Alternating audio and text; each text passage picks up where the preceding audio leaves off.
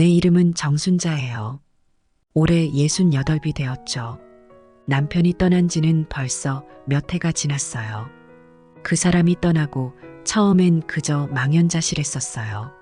모든 게 낯설고 외롭기만 했죠. 혼자 밥을 먹는 것도, TV 앞에 앉아 멍하니 있는 시간도 말이에요. 그저 버티는 날들이었죠. 그때는 도저히 이렇게 혼자 사는 게 익숙해질 거란 생각을 못했어요. 사람이란 게 참 묘해요. 아들네 집으로 합가했던 지난 시간을 돌이켜보면 혼자 사는 게 오히려 나를 지키는 길이었다는 걸 깨닫게 됐어요. 그땐 합가가 당연히 좋은 일이라 생각했는데 인생은 그리 호락호락하지 않더라고요.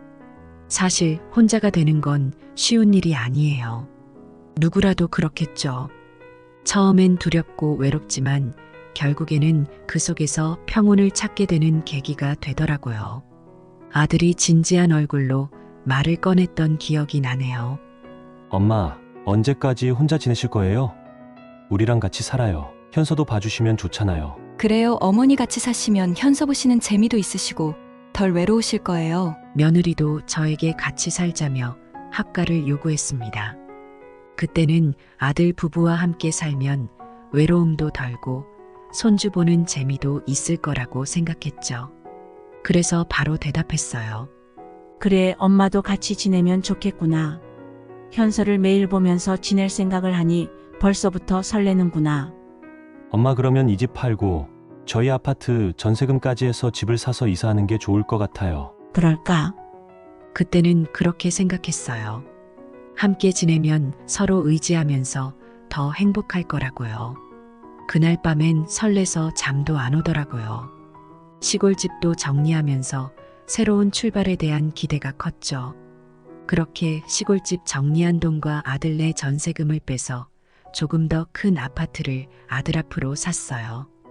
아들과 며느리에게 짐이 되지 않도록 마음가짐도 단단히 했어요. 며칠은 참 좋았어요. 아침마다 현서 얼굴을 보며 눈을 뜨는 기쁨, 그리고 가족과 함께 둘러앉아 따뜻한 식사를 나누는 그 시간이 얼마나 소중했는지 몰라요. 현서의 작은 손을 잡고 산책을 나가기도 했죠. 산책길에서 현서가 꽃을 하나 집어들고 해맑게 웃을 때마다 제 가슴도 함께 따뜻해졌어요. 할머니, 이 꽃 이름이 뭐예요? 이건 민들레란다. 봄이 오면 민들레가 이렇게 예쁘게 피어나는 거란다. 현서는 환하게 웃으며 말했어요. 할머니, 나중에 민들레처럼 예쁘게 크고 싶어요. 그 말에 괜히 웃음이 나더군요. 그래, 우리 현서도 민들레처럼 예쁘게 크게 될 거야. 그렇게 아침이면 손주와 눈 맞추며 시작하는 하루가 참 행복했어요. 그리고 저녁에는 아들과 며느리와 함께 웃고 떠들며 하루를 마무리하는 것이 기대됐죠. 간단한 밥상에 둘러앉아 서로의 일상을 나누는 시간, 그 속에서 작은 행복을 느꼈어요. 엄마, 오늘 현서가 잘 놀았다면서요? 그럼 오늘 우리 현서가 처음으로 자전거 페달도 밟아봤어. 얼마나 잘하는지 몰라. 아들은 피곤한 얼굴이었지만 미소를 지으며 말했어요. 엄마가 있어주셔서 얼마나 다행인지 몰라요. 처음엔 이렇게 소소한 기쁨들이 쌓여가는 날들이 참 좋았어요. 가족과 함께하는 시간이 나에게도 큰 힘이 됐고 더 열심히 살아야겠다는 생각이 들었죠. 하지만 사람 마음이란 게 참, 시간이 지나면서 그 균형이 조금씩 무너지기 시작했어요. 어느 순간부터는 가족 간의 미묘한 변화가 느껴지기 시작하더군요. 어머니, 이불 빨래는 좀 더 자주 하셔야 할 것 같아요. 냄새가 나는 것 같더라고요. 그 말을 듣는 순간 가슴이 철렁 내려앉더라고요. 그래, 알았다. 내일부터 더 신경 쓸게. 하지만 그 말 한마디에 무언가가 무너지는 기분이었어요.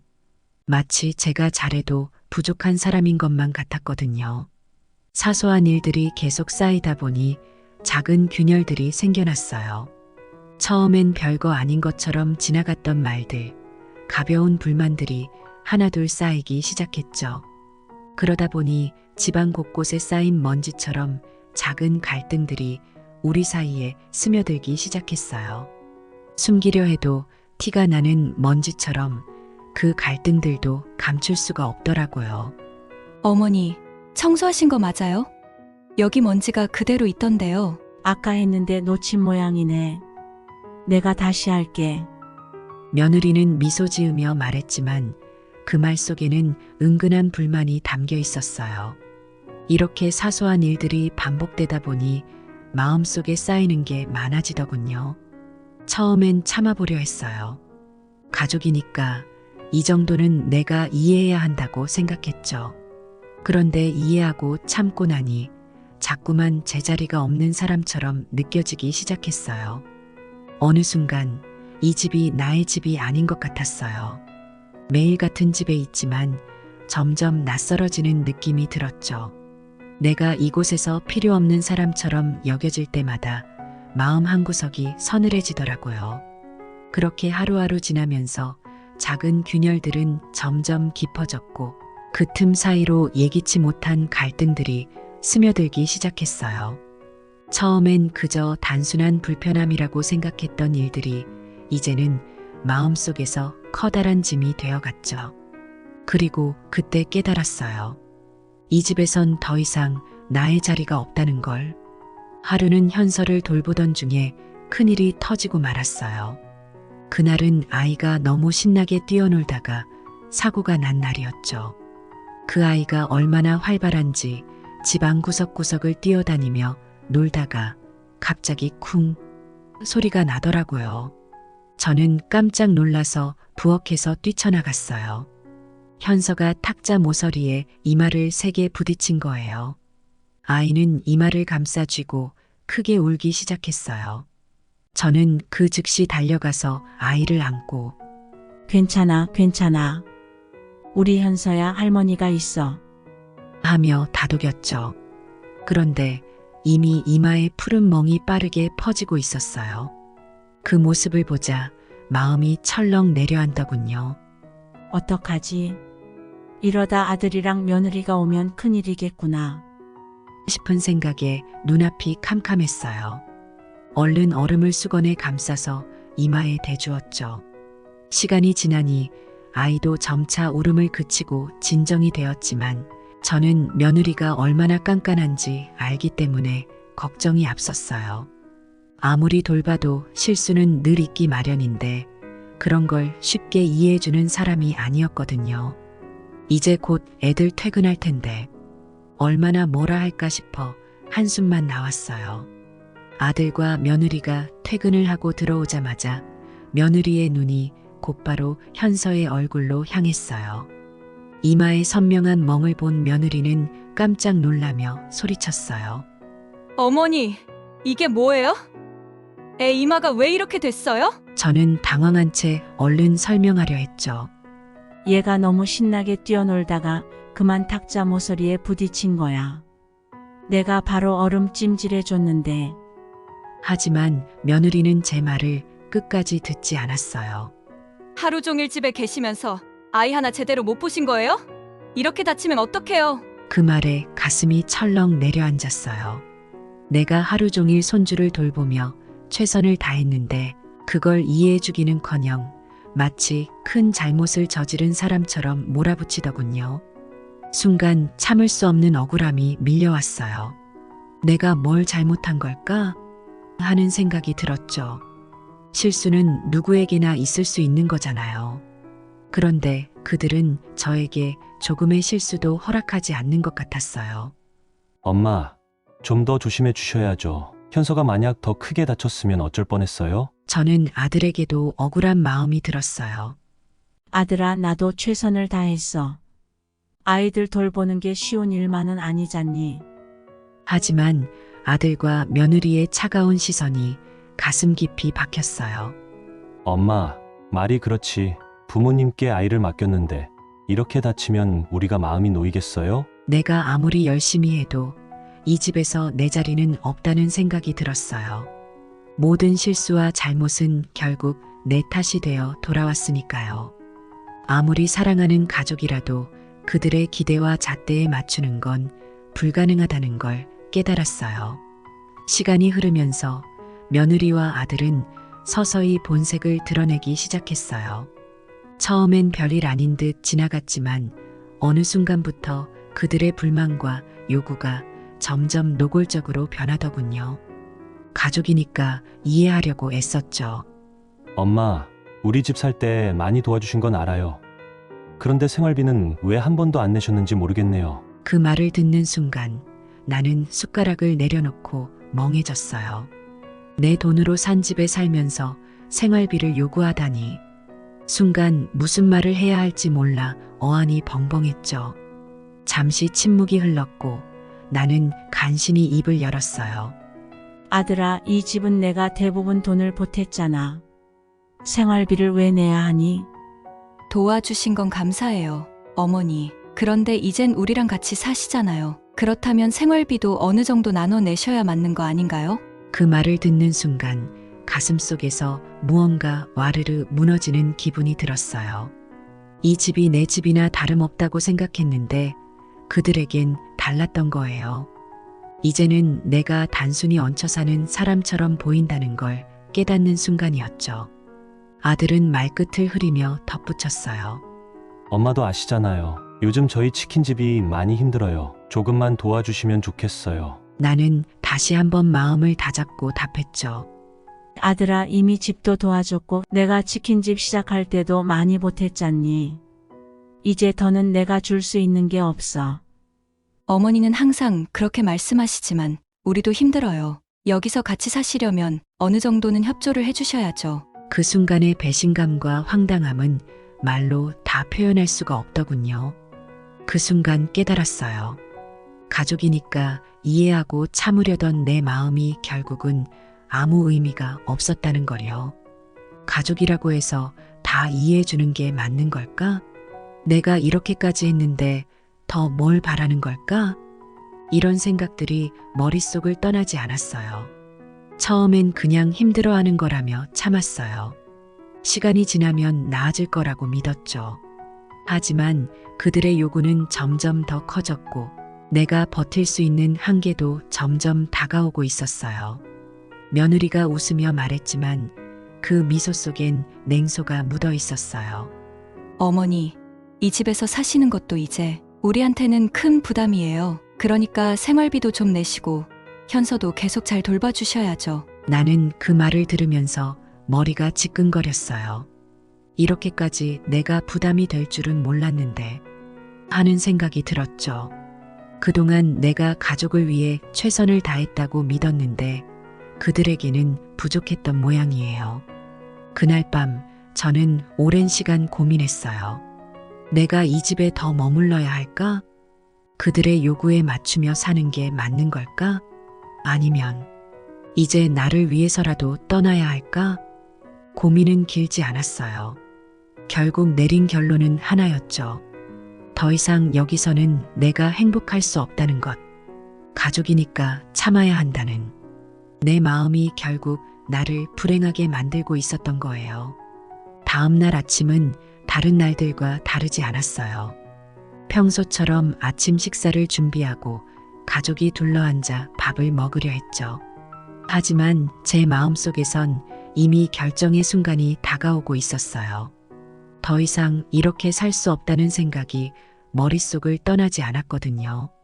지난밤을 얼마나 고민하며 보냈는지 몰라요.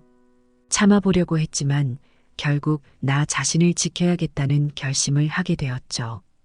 아들아, 며느라. 이제 나도 내 길을 가야 할 때가 온 것 같다. 아들이 깜짝 놀라며 숟가락을 놓고 놀란 표정으로 물었어요. 엄마, 무슨 말씀이세요? 갑자기 왜 그러세요? 무슨 일이라도 있으세요? 그동안 고민을 많이 했단다. 이렇게 너희와 함께 사는 것도 좋을 줄 알았는데 이제는 더는 내가 여기서 행복할 수 없다는 걸 알게 됐어. 그래서 떠나기로 했다.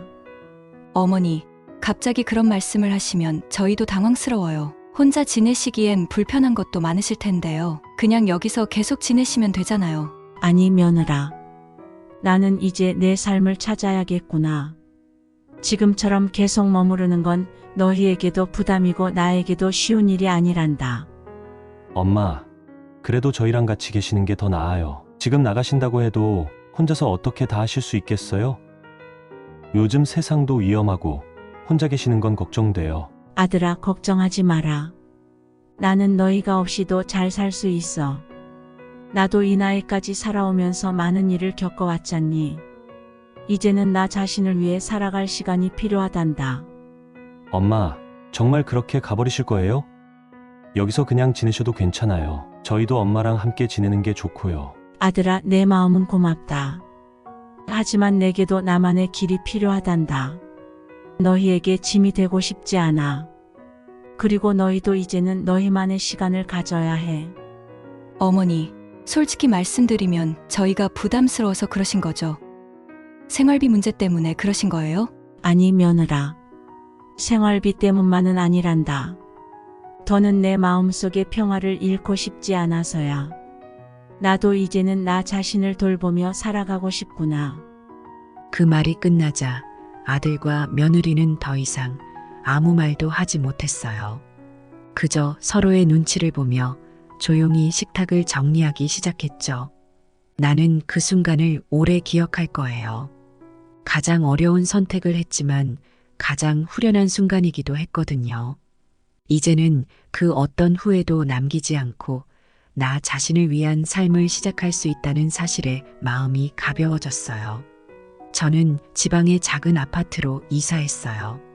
아들에게 이야기하진 않았지만 남편 사망보험금이 있었거든요. 혹시 몰라 정기예금으로 묶어두었죠. 처음엔 이사한 곳이 낯설고 어색했지만 시간이 지나자 혼자 있는 시간이 점점 즐거워지더라고요. 거기서 지내다 보니 동네에 있는 작은 커피 공방이 눈에 들어왔어요. 그곳에서 커피를 배우는 취미를 시작하게 됐죠. 처음엔 단순히 커피 향이 좋아서 배우기 시작했는데 커피를 내리고 한 잔씩 맛보는 그 시간이 얼마나 소중한지 몰라요. 매주 수요일은 나만을 위한 날로 정했죠. 공방에 가서 커피를 내리고 향과 맛을 음미하는 그 순간만큼은 나 자신만을 위해 존재할 수 있었어요. 처음 커피 그라인더를 돌려 원두를 갈아볼 때 손끝에서 느껴지는 그 감각이 참 좋더군요. 뜨거운 물이 커피 필터를 타고 내려올 때마다 퍼지는 향이 저를 완전히 사로잡았어요. 강사는 웃으며 저를 칭찬했어요. 어르신 커피를 아주 잘 내리시네요. 벌써 전문가 다 되신 것 같은데요. 나는 쑥스러워하며 대답했죠. 아직 배울 게 많지만 이렇게 커피를 내리는 시간이 정말 행복하네요. 제가 만든 커피를 누군가와 나눌 수 있다니 그게 얼마나 큰 즐거움인지 몰라요. 그 시간만큼은 오롯이 나 자신에게 집중할 수 있는 순간이었어요. 그동안 누군가의 엄마, 누군가의 할머니로만 살아오며 나 자신을 돌보는 법을 잊고 지냈거든요. 그런데 커피를 배우는 이 작은 취미가 내게 다시 삶의 활력을 주더군요. 이젠 그 시간이 기다려져요. 나만의 시간을 갖는 게 이렇게 행복한 줄 왜 진작 몰랐을까 싶었죠. 수강생들과 함께 만든 커피를 나눌 때 공방 안은 늘 웃음으로 가득 찼어요. 이 커피 정말 맛있네요. 역시 원두가 좋아야 맛도 좋죠. 나는 그 말을 들으며 농담을 던졌다. 커피도 사람도 다 똑같죠. 정성껏 갈고 다듬어야 제 맛이 나죠. 그렇게 매주 공방에서 보낸 시간이 쌓이면서 내 마음도 점차 여유로워졌어요. 커피 한 잔을 내리는 일처럼 내 삶도 천천히 정성껏 만들어가고 싶다는 생각이 들었죠. 매 순간을 소중하게 느끼며 사는 법을 배우게 되었어요. 예전엔 가족과 함께 있는 것만으로도 행복할 거라고 생각했죠. 하지만 살아보니 그게 꼭 정답은 아니더라고요. 함께 있다는 건 때로는 기대와 의무가 생기게 마련이고 그 기대가 어긋나면 실망으로 돌아오기도 하죠. 그런 실망이 쌓이다 보면 나도 모르게 지치게 되는 걸 깨달았어요. 혹시 지금도 가족과의 갈등 속에서 힘들어하고 계신가요? 가족과의 합가가 항상 정답일 수는 없답니다. 때로는 적절한 거리두기가 더 나은 선택일 때가 있어요. 혼자서도 행복한 삶을 찾는 것이 진정한 자립이 아닐까요? 이제는 더 이상 남의 기대에 얽매이지 않고 나 자신을 위해 살고 있어요. 혼자서도 괜찮아. 이 말을 믿고 여러분도 자신만의 길을 찾아보세요. 오늘 제 이야기가 마음에 와닿으셨다면 구독과 좋아요 부탁드려요. 여러분의 생각도 댓글로 남겨주세요. 시청해주셔서 감사합니다.